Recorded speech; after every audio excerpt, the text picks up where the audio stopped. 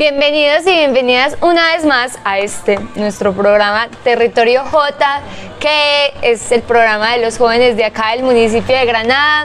Hoy estamos otra vez desde el Café de la Memoria. Esto ya se convirtió como en el set de grabación de este programa, sino que hoy es miércoles, el día que estamos grabando el programa, entonces hay muchas partes que están cerradas, pero igual la magia está como en la conversación, en los invitados que tenemos en nuestros programas. Entonces, bueno, dar el paso a nuestro invitado. Él se va a presentar, nos va a contar cómo se llama, qué es lo que hace, de dónde es, para dónde va, de dónde viene, para dónde va. Mi hoja de vida, mejor dicho. Sí, cuéntenos su hoja de vida. Bueno, mi nombre es Andrei Sebastián. Mucha gente me conoce acá en el pueblo como Andrei. La gente que me conoce de poco tiempo me dice Sebas.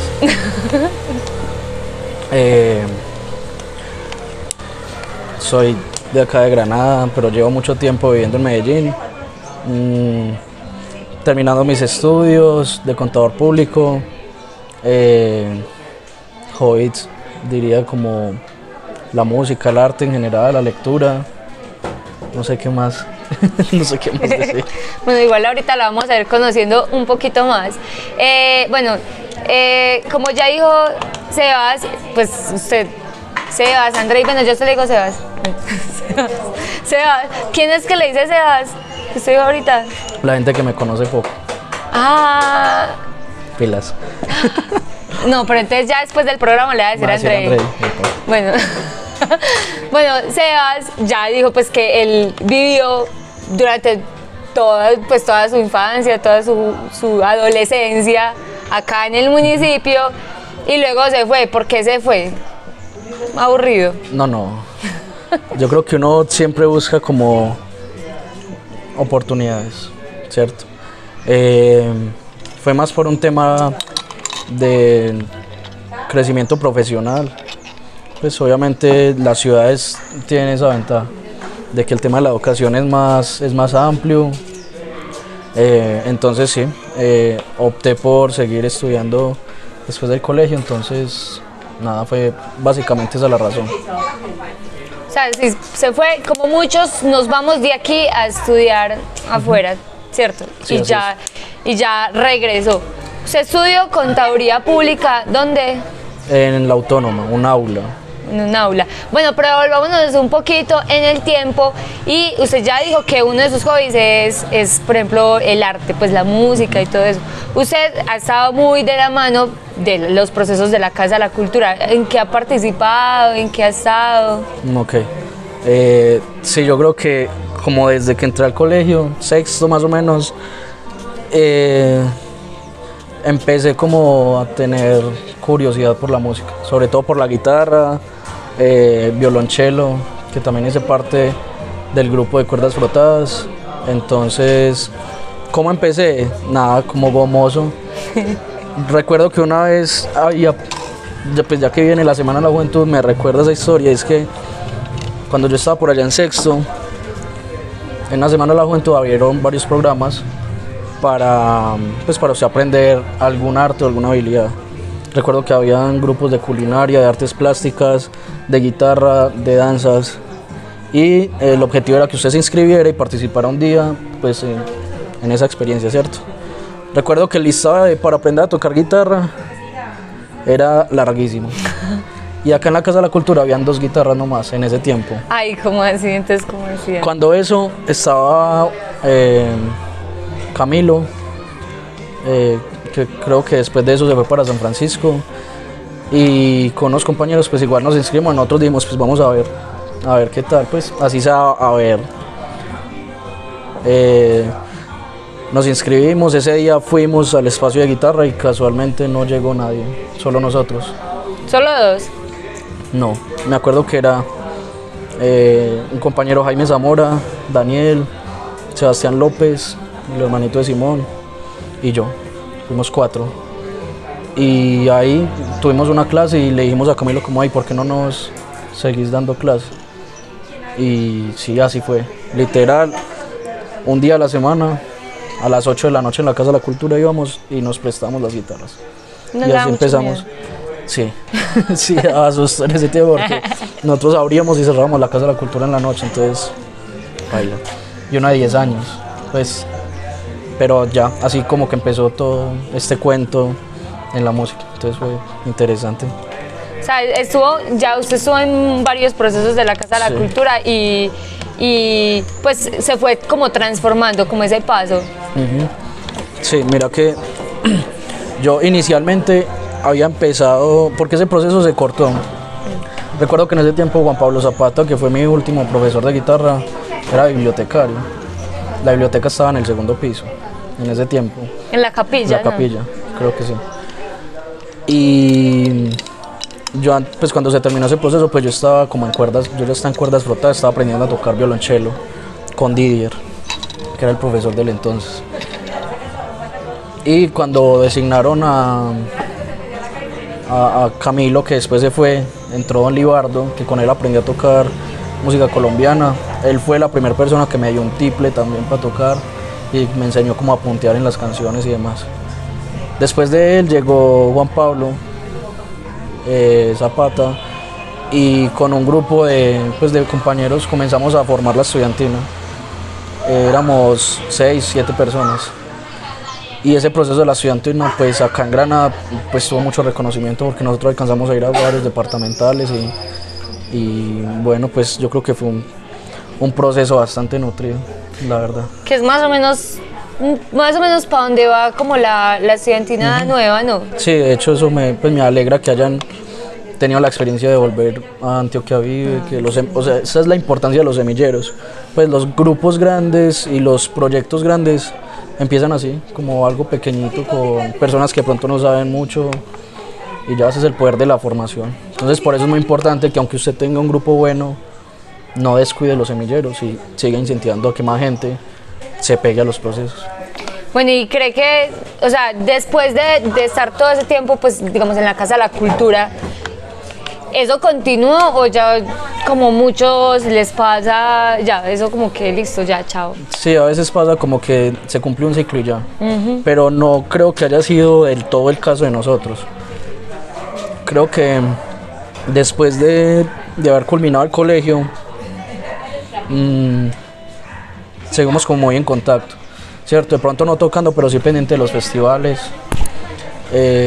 Recuerdo que hice parte también como del primer Retorna Rock que se hizo acá, que fue en el Parque de la Vida, obviamente con varias bandas, bandas que vienen desde antes, a generaciones anteriores a nosotros, Edwin, Cristian Londoño, Carlos,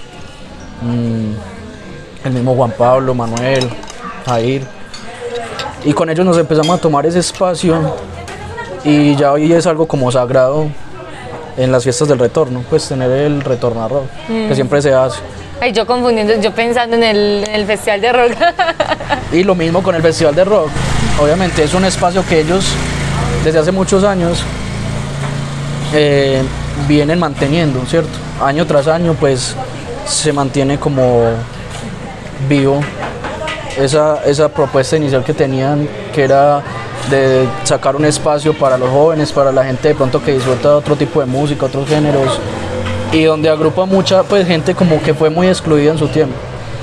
El festival que posiblemente que ya se está organizando se va a hacer en noviembre, es más o menos lo que hemos cuadrado, y la idea es eso mismo, pues mantenerlo vigente en el tiempo, seguirle agregando cosas, como convenios con otras bandas, con otros municipios, mantenerlo vivo con otros festivales y demás.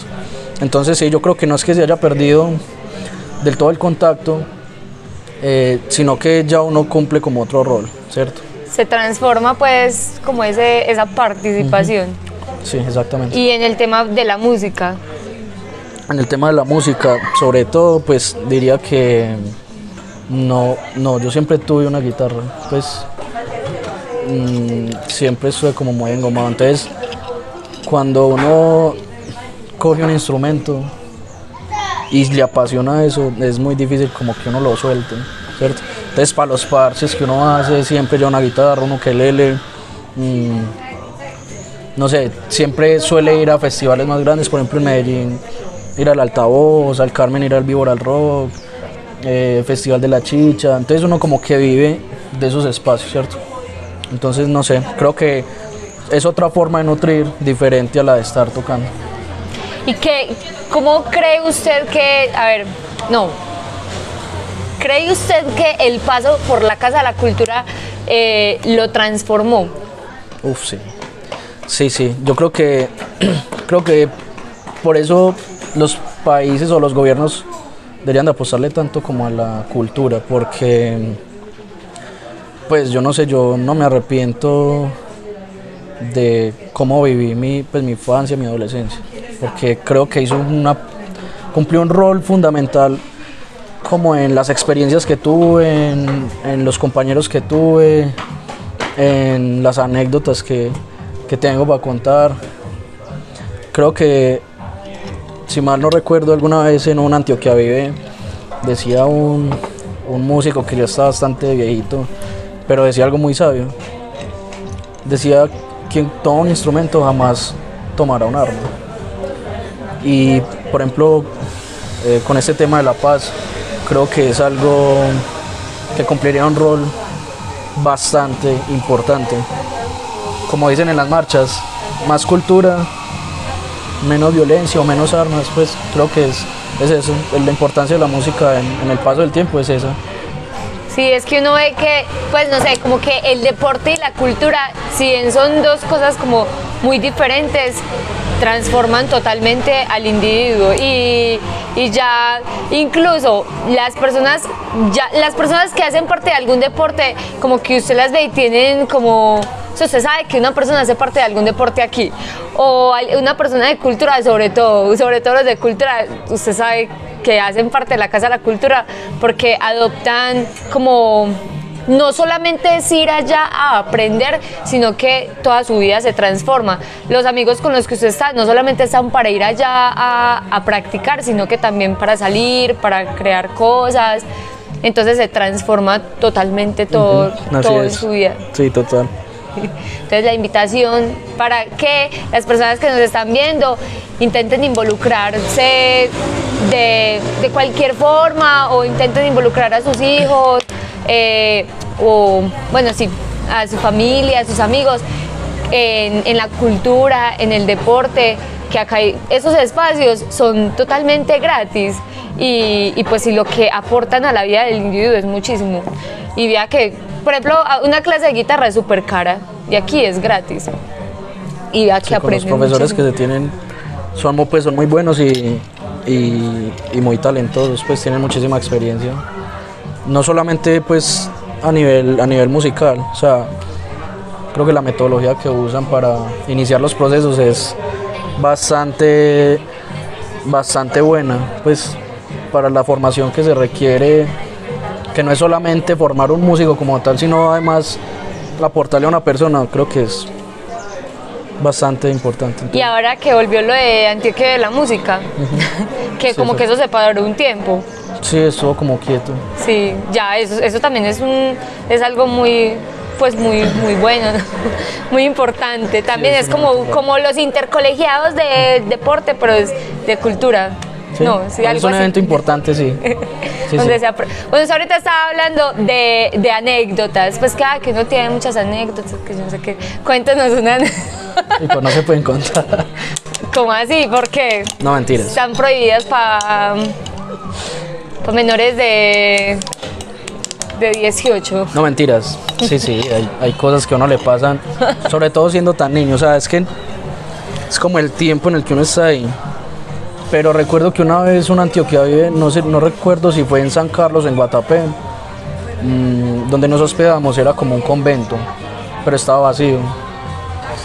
Y recuerdo, yo creo que eso era en San Carlos. Sí, creo que sí. Y yo recuerdo que, pues un lugar súper tétrico, las neveras estaban llenas de sal. ¿Sí?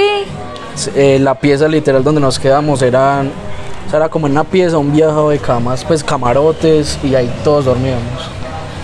Y era muy extraño porque pues era una casa sola, o sea, nadie nos esperó ahí como para decirnos como, este este es el lugar donde se van a quedar. ¿Y dónde no hubiera sido ese?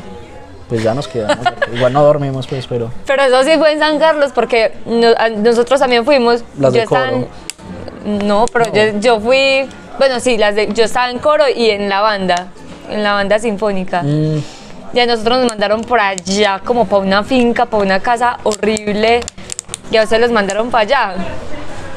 Y ya el otro día dicen como, no, qué miedo, nos asustaron. Sí, pero sí, total. Porque en Guatapé fue como, pues en un hotel que había por ahí. Bueno, eso fue otra. Uy, no, eso fue muy vergonzoso. En ese hotel en Guatapé recuerdo que, pues por querer joder, nos subimos hasta el último piso del hotel y donde guardaban como sí, era como una bodeguita donde guardaban las toallas, los jabones, pues todo. Y nos robamos todo, pues no nos lo robamos, lo pedimos prestado. ¿Y nos llevamos todo eso. Sí.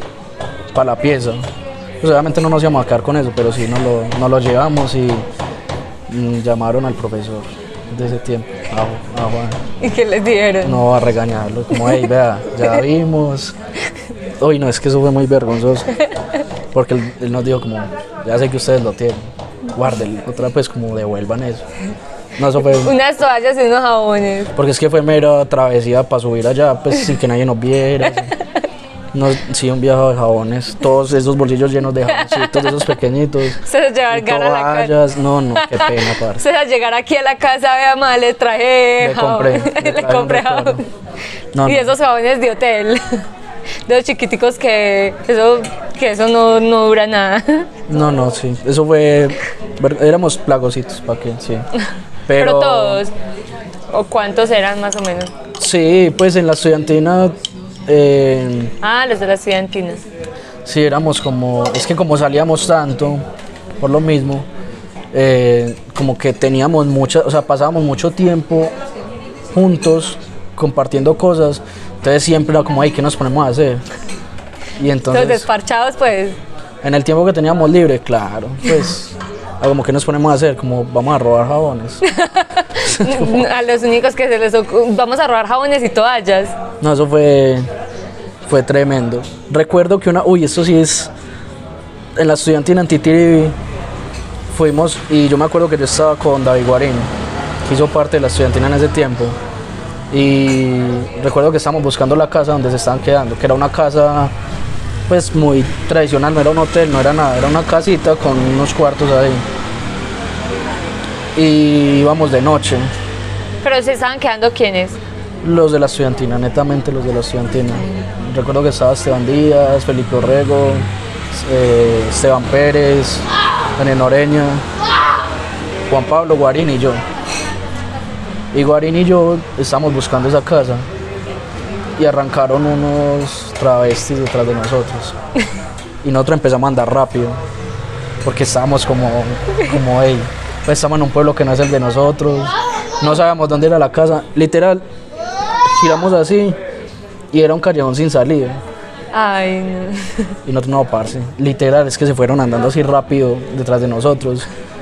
Yo espero que no fueran con malas intenciones, pero cuando llegamos ahí nosotros como, ay, parce, ¿dónde nos metimos? Y salió Esteban Díaz. Es que, venga, ay, parce, nosotros... ¡Qué buenas! Ay, uy, parce, sí, porque allá en la partecita donde estábamos era un sector de cantinas y había una parte donde había unas personas muy ganosas. Entonces... Era como maluca en la historia hubiera sido otra, donde no hubiera salido Esteban Díaz de ahí, de la casa. Sí. No estuviera acá contando eso. Estaría con psicólogo, en bienestar familiar. No, parce, sería horrible. Estaría por allá internado. Uy, sí, menos mal no. Ay, no, qué horrible, menos mal. Gracias a Esteban Díaz por haber salido. Esteban, gracias. Si nos está viendo, muchas gracias. Bueno, entonces ya nos dimos cuenta que, bueno, ya usted nos contó que sí, o sea, la Casa de la Cultura y los procesos, no es tanto la casa como tal, sino los procesos que se dan allá que transforman a las personas. Bueno, y ya nos contó pues que eso le ayudó, que le transformó.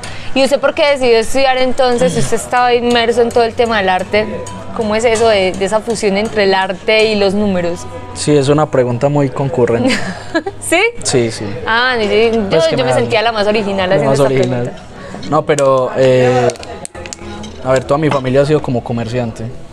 Bueno, excepto uno de mis hermanos mayores que él fue vocalista de un grupo muy famoso acá hace muchos años, que era el Combo Némesis. ¿Sí? De hecho, sí, venían personas de muchos pueblos como aledaños a Granada. De hecho, Didier tocaba ahí en ese grupo. ¿Y quién fue el hermano suyo? Yomar. Sí, él es cantante. Sí, él fue pues vocalista. Él canta. Sí, tiene buena voz. Él fue vocalista de ese grupo. De hecho, él estuvo en concursos como a nivel nacional y le iba bien. Pero obviamente tampoco terminó pues como dedicándose a eso. Obviamente era un momento histórico también complejo. De hecho, una vez conversando con Didier respecto a eso, fue como una de las razones para que descontinuaran ese grupo, y era que muchas personas que venían, pues músicos que venían de San Luis o Cocorná o San Carlos, ya los estaban parando mucho pues en la época de la violencia. Entonces era como arriesgarlos también a que, pues arriesgar su vida, mejor dicho. Entonces dieron como, hey, pues digamos hasta acá, porque pues es mejor tenerlos vivos que de pronto forzosamente nos toque buscar reemplazo para alguien, pues muy pelle. Entonces, bueno, fue como la única persona en mi familia que tuvo contacto como con la música y de esta forma así tan directa, ¿cierto? Como decía, toda mi familia es comerciante, siempre se han dedicado como a los negocios, a la ganadería, el campo.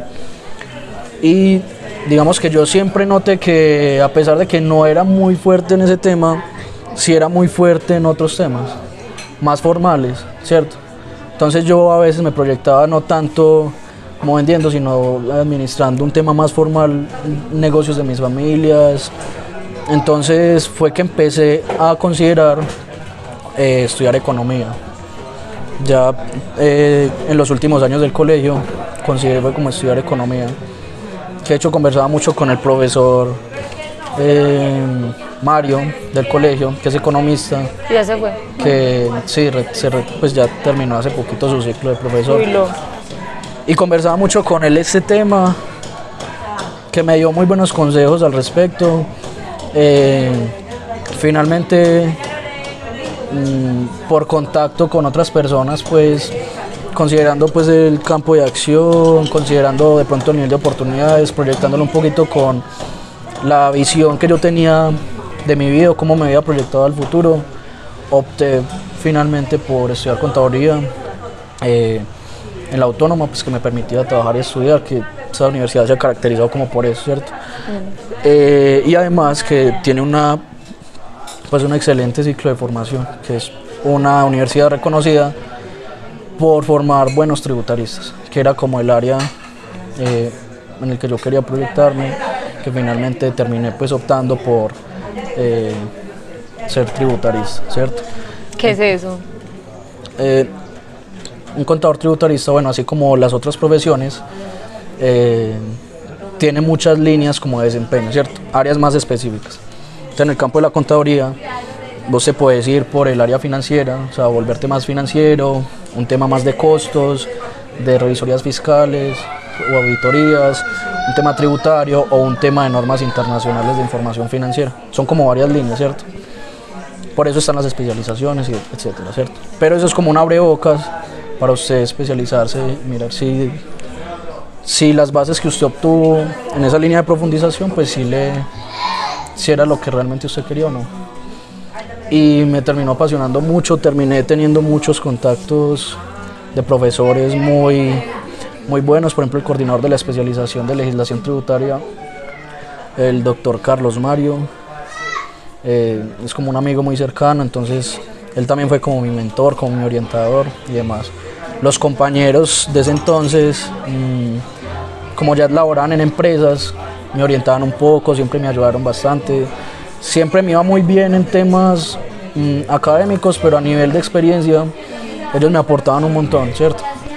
Entonces ya había gente que ya había trabajado en firmas, entonces como que compensaba. Entonces meterse en ese mundo y tener contacto con personas que ya han vivido y ya han tenido la experiencia de trabajar ahí, pues digamos que le aclaran un poquito el panorama. Uno dice, ah bueno, sí, yo quiero esto de esta forma, ¿cierto?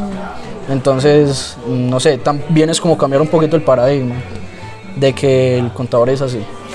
El contador es una persona en Cachacá que trabaja en la oficina y ya. Y vea, Sebastián, que va a ver el cachaco. ¿Ves? Sí, como hay que cambiar los paradigmas. Claro.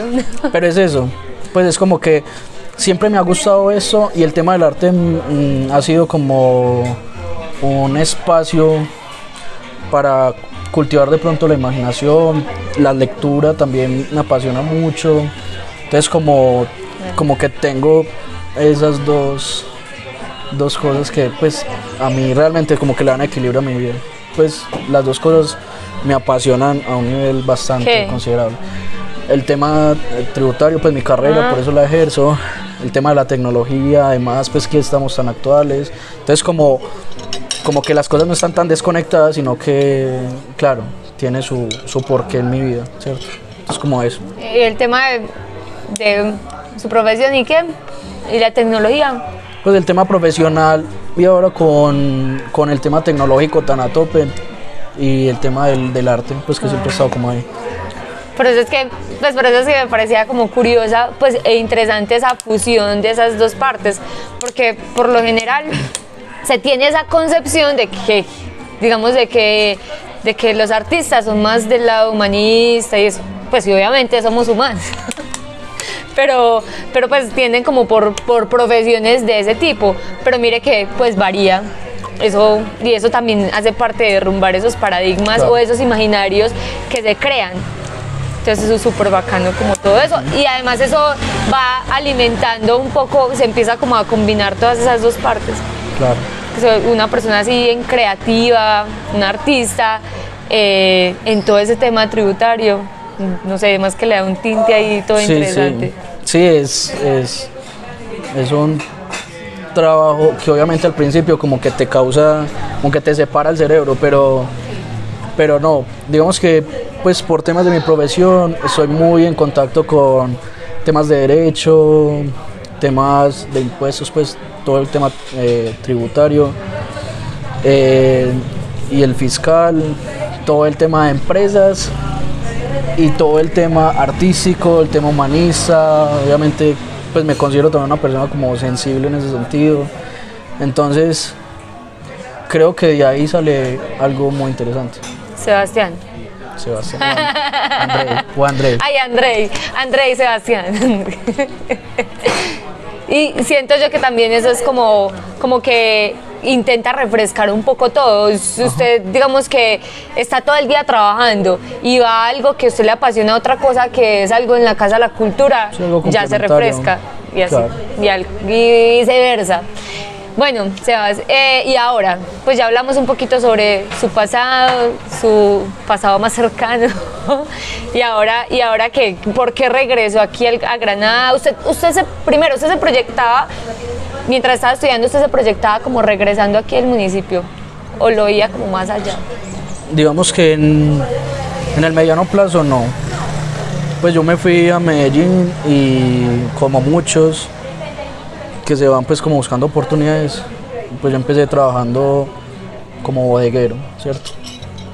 En el centro, en una de las empresas de mis hermanas, y igual, pues es un trabajo muy duro, muy pesado, y a la par pues iba estudiando. Creo que uno va avanzando y lo que se va proyectando es como pues acá es donde están las oportunidades, que me parece algo que está un poco errado y que ahora digo pues obviamente hay muchos sectores y pongámoslo en el ejemplo de Granada, hay mucho por hacer, pues es un municipio que si bien de pronto no están las oportunidades para todo el mundo, sí hay muchas formas de crear oportunidades para las personas. Yo pues terminé mi carrera. ¿Cuándo? Terminé este año, de hecho, continué estudiando, de hecho todavía estoy haciendo unos estudios complementarios. Ah, Estuve trabajando en una firma que me enseñó mucho, conocí gente muy tesa. Entonces, claro, es eso, te proyectas en un campo diferente al de donde venís. Sin embargo, yo creo que todas las personas que salen de Granada siempre tienen en la cabeza como, yo sé que algún día vengo, a las fiestas del retorno. algún día vengo como a de pronto aportar todo lo que he aprendido, o si tengo la posibilidad de hacer algo acá para involucrar a varias gente, o procesos, o proyectos, o pues no sé, diferentes como campos, lo voy a hacer, ¿cierto? Pero así como en el mediano plazo, no. Casualmente pues surgió como una oportunidad, entonces opté pues como por tomarlo. Y ya ha sido eso, pues ha sido como muy enriquecedor todo el proceso en el sector empresarial y demás, pero sí, las oportunidades siempre están ahí, uno no sabe cuándo vienen y cuando vienen pues Hay que aprovechar. tómelas, exactamente. Sí, eso también es algo complejo. ¿O fue fácil tomar la decisión? No, No. además que le pasó como a mí. Muy difícil, es muy complejo, la verdad, pero no, obviamente siempre se tiene que ser consciente de que no siempre se va a ganar y no siempre se va a perder, ¿cierto? Es como, pues por eso está la decisión ahí, fue complicado, sí, en resumidas cuentas fue muy complejo tomar la decisión. Sí, sí, me imagino. Me imagino, sí, porque incluso hace 8 días hablamos con Leo. Leo, ¿usted conoce a Leo? Sí, obvio. Leonardo. Sí, el hijo de doña Marta. Sobre tarritos, bueno, el Sí. otro tarros. Sobre tomar decisiones, pues que él tomó la decisión de retirarse del ciclismo y era muy duro y está trabajando en el centro y está súper feliz. Y ese proceso de tomar una decisión es muy complicado. Así sea una decisión mínima que estábamos diciendo ese día, como terminarle a alguien, pues que eso, usted se pone a mirar hacia atrás y uno dice como, ay, qué bobada, pero en el momento eso es complejo y todas las decisiones son complicadas porque en cierto sentido influyen en la vida de uno, en el futuro y todo. Bueno, ¿en qué está trabajando? ¿Qué hace? Bueno, Ay, ahora- Homero, qué pena audiencia. Que respecto a eso que está diciendo de tomar decisiones, yo una vez leí una frase que decía que uno sabe que de verdad tomó una decisión cuando la satisfacción que le produce haber optado por una de ellas mitiga el dolor que le causa no haber optado por la otra. Entonces, claro, pues por eso está una decisión y cada vez se hace más difícil cuando en las dos ves cosas buenas. Entonces es eso. ¿Qué estaba haciendo acá? Pues hay un apoyo, soy un profesional de apoyo en el tema de control interno actualmente en la administración. Entonces es un proceso también, un sector en el que se puede aprender muchísimo, un sector donde vos puedes literal hacer una carrera en temas de experiencia, porque normalmente siempre trabajo como en el sector público, en el sector privado, y ya el tema del sector público también es un reto y también por eso lo asumí, que de hecho por eso también he como contactado con personas y profesionales pues como para que me mentoren en este proceso. Entonces yo creo que es un reto bueno y por eso lo tomé, me parece interesante. Eso sí que es un reto. Pues si lo público es un reto horrible, colegas. No, y precisamente por eso es que también yo quería que usted estuviera hoy en el programa, pues para conocerlo y todo eso, y para que las personas vayan haciendo un panorama de lo que está sucediendo acá en el municipio. Pues que a mí la verdad me parece muy bacano y muy interesante, que es que nosotros los jóvenes nos estamos tomando y nos estamos ganando espacios más de, no solo de participación, sino que eso ya es más de como de una incidencia más fuerte, pues porque estamos desde diferentes ámbitos trabajando por la comunidad. Y a veces eso puede ser, pues eso es como muy, a uno le da mucho miedo, incluso a la gente le puede dar mucho miedo, digamos, decir como, ay, ve, esa persona tan jovencita, ¿será que sí sabe? ¿Será que...? Pues, y la idea es empezar a quitar esos miedos porque, no sé usted qué opina sobre eso. Yo creo que, pues que obviamente me parece un panorama bastante positivo. y alentador, obviamente. Pues el mero hecho de que, por ejemplo, los jóvenes se empiecen a interesar en política, se empiecen a interesar por cargos públicos, por temas culturales, por temas de educación, eso a mí ya me parece algo bastante positivo. Obviamente creo que eso es una ventaja que pueden tener, digamos, las personas que quieren vivir ancladas a un cargo, y es que claro, si nadie se interesa, pues yo sé que voy a estar acá. Entonces, ¿eso qué hace? Como lo dicen en el sector empresarial, pues si usted no tiene competencia, usted nunca va a subir sus estándares. Entonces, la competitividad que hace que los estándares se aumenten. Entonces, claro, si hay más personas capacitadas, si hay personas que se están formando para un cargo, un puesto público o para liderar un proyecto, vos te medís en base al tope, por decirlo así. Entonces, claro, si hay 5 personas muy buenas para un puesto, vos ya no estás compitiendo netamente por el puesto, estás compitiendo es contra las capacidades o las habilidades que tengan otras personas. Entonces lo vas a desempeñar mejor. El tema de que los jóvenes estén ahí, claro, significa un reto, pero también significa un tumbar paradigma, ¿cierto?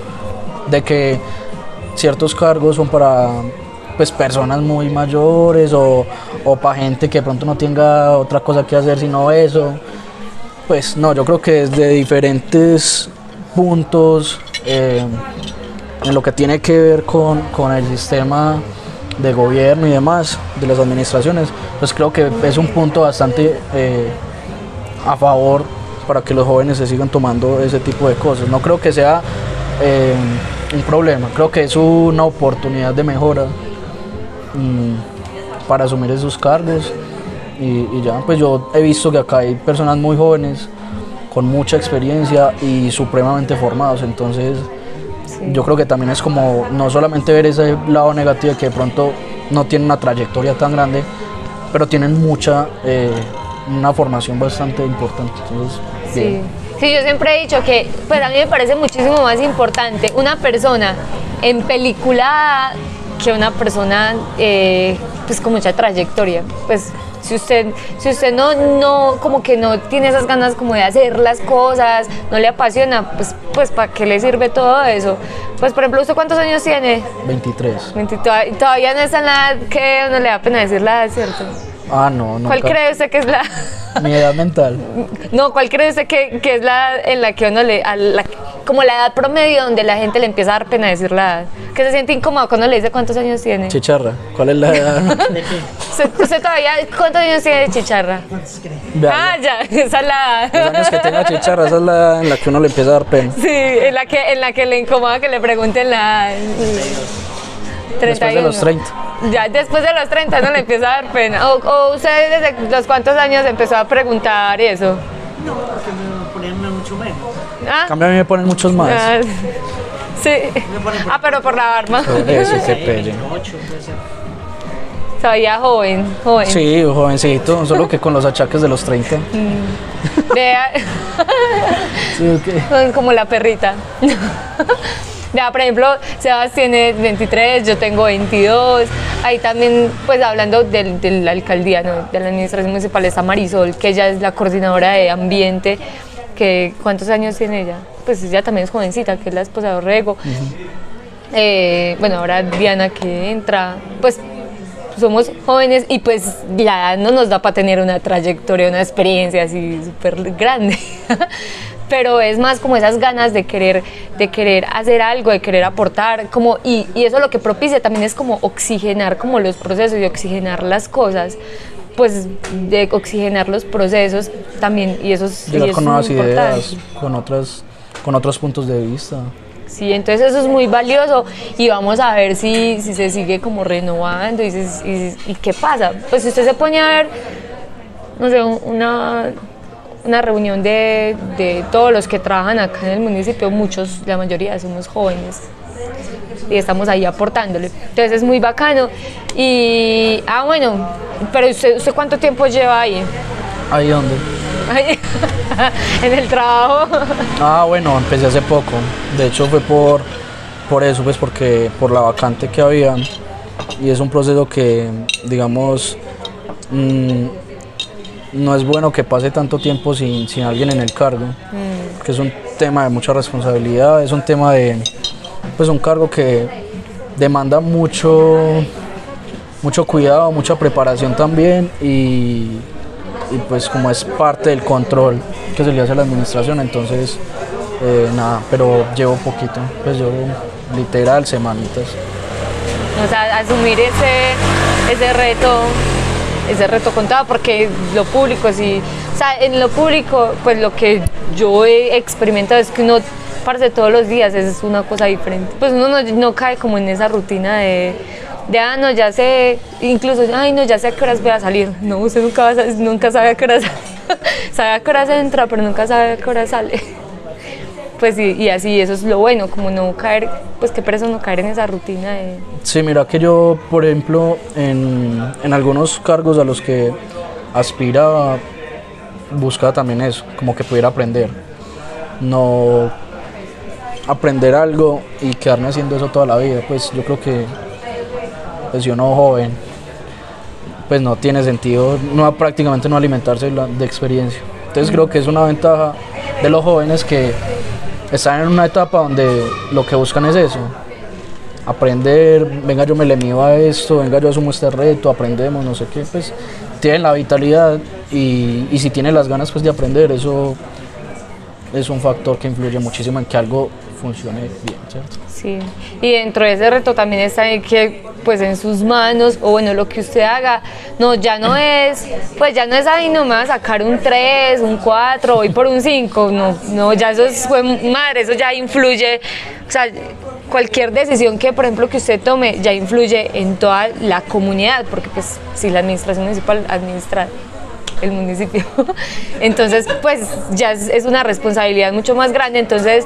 ya uno no puede decir como, ay no, pues eso no importa, como sea, no, ya es... Pues obviamente es, y creo que también es como la oportunidad para abrirle la puerta a otros jóvenes, porque yo siento que cuando le dan la oportunidad por primera vez a algo o a alguien diferente, es prácticamente una forma de confirmar si fue una buena decisión dejar que ese tipo de personas o ese tipo de cosas se sigan dando o no.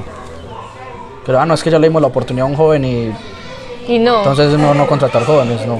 Entonces también es como la responsabilidad de, claro, los jóvenes sí somos capaces de asumir puestos, de asumir cargos, de asumir responsabilidades y no es solamente un tema de años, ¿cierto? Es un tema de actitud, de educación, de que usted se siga formando.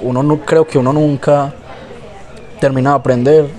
Uno tiene que estar muy receptivo con las cosas en las que sabe que tiene falencias. Entonces nada, creo que todo sigue siendo un proceso igual. Bueno, sí, es verdad, todo es un proceso. Andrei, ya lo conocí. Ya no le voy a decir Sebas. No, pues es que yo ya me acostumbré a decirle Sebas. Ya, ¿qué se puede hacer? ¿Qué se puede hacer?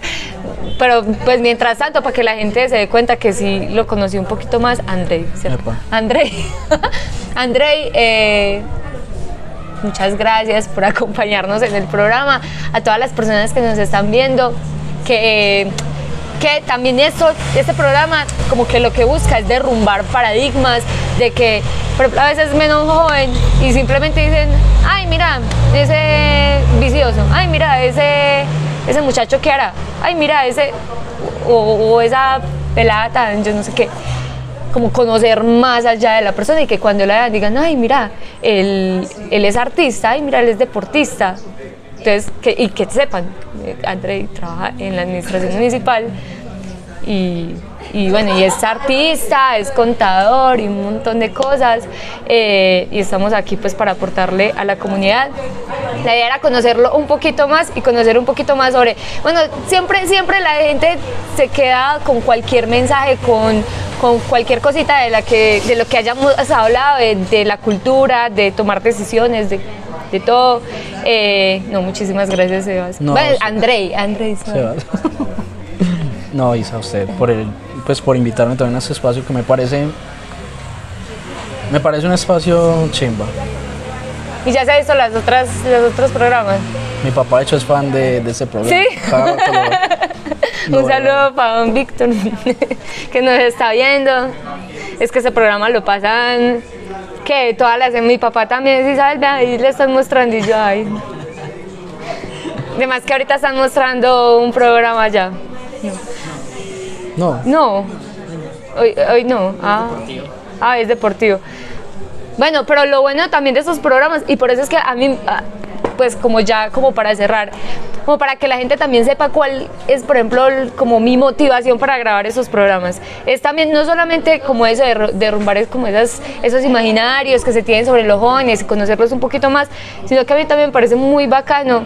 Por ejemplo, digamos que usted este programa lo vea en 5, en 10 años y diga, ay, güey, madre, mira, pues ahora, pues como todo lo que he cambiado, o vea allá donde estoy, o lo que he logrado, o que, por ejemplo, Leo, que estaba hablando de esa decisión que tomó y que va a empezar a estudiar en la universidad, dentro de 5 años lo vea y diga, ay, ya me gradué, o bueno. A mí me parece muy bacano eso y me parece muy interesante. Sí, total. Entonces, nada, y las personas que nos están viendo, muchas gracias por acompañarnos. A Chicharra, muchas gracias. Él ya se conoce a todos los jóvenes de Granada. Ya los voy conociendo. Y ya le tiene que decir a Alan Rey. ¿Usted cómo le decía? Sí, los precios. Me dice parcerito. Bueno, es que parceritos, ya eso es más... Ya es porque lo conoce ya años. más. Sí, hace tiempo, Sí. digamos, uno lo ve pasar, digamos, sentada a conversar. Bueno, aquí ya conversamos. Después del programa vamos a sentar a conversar. Bueno, muchas gracias. Esto fue Territorio J. Nos vemos. A mí siempre se me viene a la cabeza Territorio J, Juventud en Sintonía. ¿Sí sabe qué es eso? De todos estos. No, esto fue Territorio J. Nos vemos dentro de 8 días a la misma hora por el mismo canal. Chao.